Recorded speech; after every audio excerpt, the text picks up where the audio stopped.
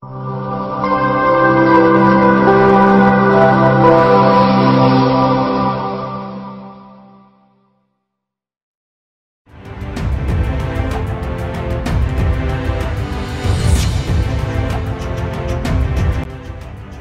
asal Malaysia, Phuket FC menyarankan salah satu pemain andalan tim nasional Marcelino Ferdinand untuk cabut dari Persebaya Surabaya.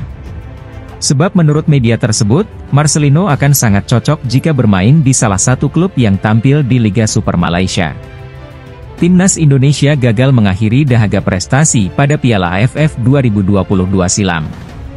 Namun begitu, performa Marcelino tetap menuai decak kagum. Di usianya yang baru menginjak 18 tahun, Marcelino sudah menjadi tulang punggung Timnas Indonesia di Piala AFF 2022. Pemain Persebaya Surabaya itu pun tampil 5 kali dan membukukan 1 gol dan 1 assist. Pesonanya di Piala AFF 2022 mengundang sorotan media Malaysia, Phuket FC. Dalam listikel pemain rival Timnas Malaysia yang layak berkarier di klub negeri jiran, media tersebut mengucap bujuk rayu kepada Marcelino. Marcelino menyabet penghargaan pemain muda terbaik edisi kompetisi 2022. Berposisi sebagai gelandang serang, pemain ini memiliki kecepatan dan kualitas passing yang cukup baik, tulis Phuket FC dalam listikelnya, Kamis, 19 Januari 2023. Pemain berusia 18 tahun ini juga masuk dalam daftar 60 pemain muda potensial versi surat kabar ternama, The Guardian, media Inggris, sambung media tersebut. Marcelino menjadi pemain muda yang konsisten dan cukup dewasa dalam permainannya. Terkini, Marcelino mencetak brace dan 1 asayat dalam kemenangan telak 5-0 Persebaya atas Persita Tangerang, Rabu 18 Desember 2023 silam. Pada konferensi pers, pelatih Persebaya, Aji Santoso pun tidak menghalangi Marcelino jika ingin abroad ke luar negeri. Legenda Timnas Indonesia itu mendukung penuh Marcelino jika mendapat tawaran dari klub luar negeri. Terdekat, Marcelino akan kembali mengenakan jersey merah putih di Piala Dunia U20 dan Piala Asia U20 2023. Dirinya akan kembali dipanggil sang pelatih, Shin Tae-yong dalam persiapan Timnas Indonesia U20 yang akan dimulai pada awal Februari 2023 mendatang. Ada beberapa tantangan yang bakal dihadapi Timnas Indonesia jika Piala AFF masuk dalam kalender FIFA. Wacana masuknya Piala AFF dalam kalender Federasi Sepak Bola Dunia itu disampaikan oleh Presiden FIFA Gianni Infantino. Piala AFF sudah berlangsung sejak 1996, tapi hingga kini masih belum masuk kalender FIFA sehingga tak semua klub bisa melepas pemain yang berasal dari Asia Tenggara. Kondisi ini juga terjadi di Piala AFF 2022 di mana Timnas Indonesia tak bisa diperkuat oleh Sandy Walsh dari tim KV Mechelen Belgia, dan Elkan Bagot dari tim Gillingham FC Inggris.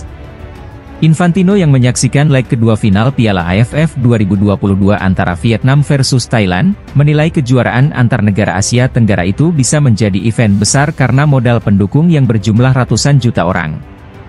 Di satu sisi, masuknya Piala AFF akan sangat menguntungkan buat para peserta di Asia Tenggara karena kejuaraan ini akan semakin resmi dan bergengsi.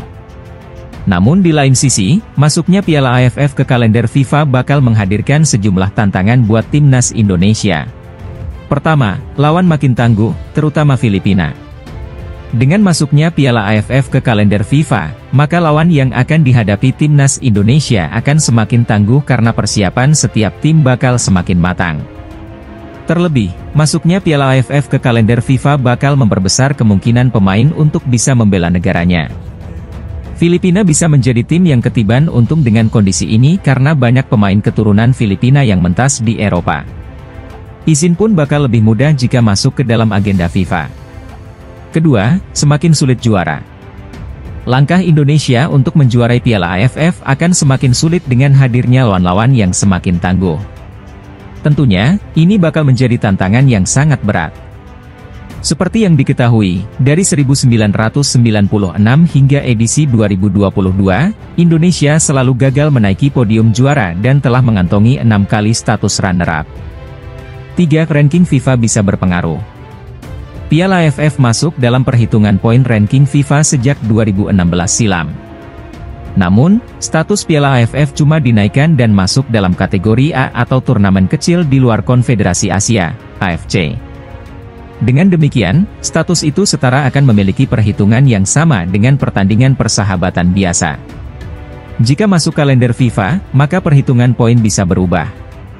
Indonesia bakal bisa mendongkrak posisi di ranking FIFA jika hasil positif atau juara didapatkan, namun berbeda hal jika hasil buruk diraih, maka posisi Indonesia di peringkat FIFA bisa saja merosot. Beredar kabar Keisuke Honda datang ke Indonesia untuk menangani salah satu klub tanah air. Setidaknya ada 2 klub yang dikaitkan dengan ex-manajer timnas Kamboja tersebut, yakni PSIS Semarang dan Persik Kediri. Kolaborasi Keisuke Honda dan Shin Tae-yong merupakan perpaduan luar biasa. Sebab, 2 orang hebat yang berasal dari 2 negara terkuat di Asia, yakni Jepang dan Korea Selatan bakal bekerja sama mendongkrak prestasi timnas Indonesia. Andai perpaduan ini tercipta, akankah timnas Indonesia bisa bermimpi untuk ambil bagian di Piala Dunia 2026? Berhubung di sepak bola tak ada yang mustahil, peluang itu terbuka lebar. Terlebih di Piala Dunia 2026, slot wakil Asia bertambah 4, dari yang awalnya 4 menjadi 8 negara. Sekarang harapannya, kepengurusan baru PSSI yang bakal terbentuk pada 16 Februari 2023, sanggup membuat terobosan maksimal demi memajukan sepak bola Indonesia.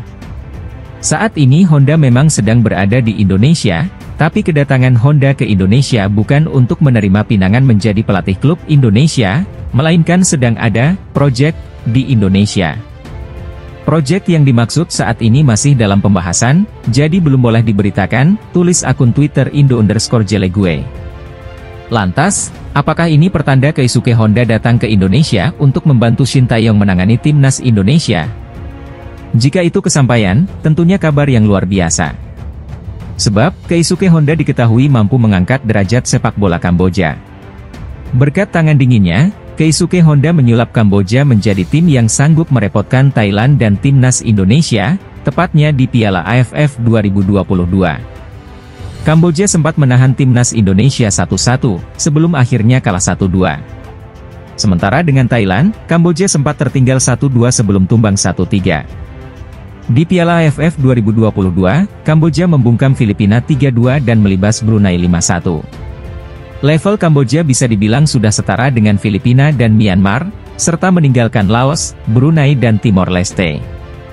Saat ini, pesepak bola legenda asal Jepang timnas Indonesia, Keisuke Honda dalam 5 tahun terakhir, yakni selama 2018 sampai 2023 berstatus sebagai manajer timnas Kamboja.